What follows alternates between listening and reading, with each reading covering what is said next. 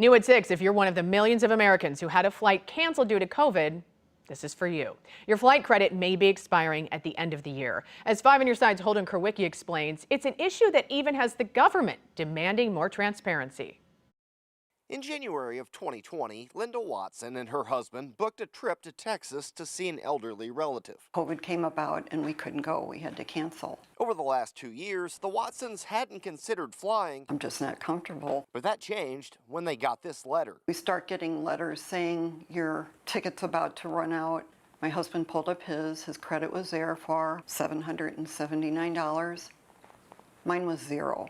Watson says she spent hours going back and forth with American Airlines customer service. They could not explain why his credit was there and mine wasn't. Bottom line was no refund. In a letter to airline CEOs, Secretary of Transportation Pete Buttigieg called the level of disruption unacceptable, demanding that airlines clarify their policies with regards to refunds and travel vouchers. The message to the airlines is that you've got to make it easier for passengers to understand their rights, and you've got to support passengers when they experience delays or cancellations. While the Department of Transportation and the airlines work on a long-term fix, I asked AAA spokesman Nick Chabaria if there were any other options for consumers or if this credit was truly use it or lose it. Some airlines will work with travelers, depending on the situation. But you're absolutely right. A lot of flights that were canceled in 2020, they're expiring now at the end of 2022 here. So certainly could be an issue for folks if they haven't used those credits yet. That's why the Department of Transportation is rushing to get a website explaining each airline's policy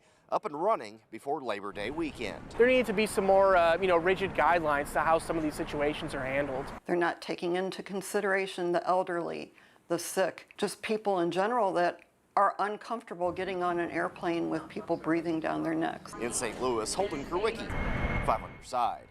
At 5 on Your Side, we're focused on you and the issues that impact your community. So if there's something newsworthy where you live, send us an email to tips@kstk.com, and our team of reporters will look into it.